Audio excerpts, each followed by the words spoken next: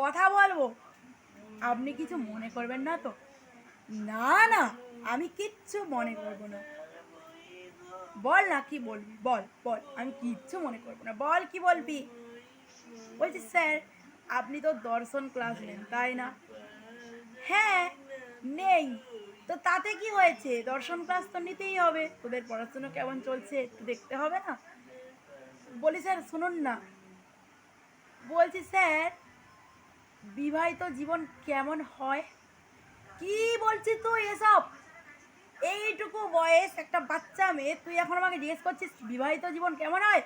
সবে জীবনটা শুরু, এর মধ্যেই জীবনটা মানে বেশি দিতে চাইছিস? ছি, এসব বাজে কথা যদি ফার্দার বলিস না, আমি কিন্তু হেড স্যারকে কমপ্লেন করব।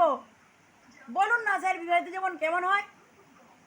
আর না হলে বলুন পারবেন না। না, ওসব বলতে পারবো না, আর বলা উচিতও নয়।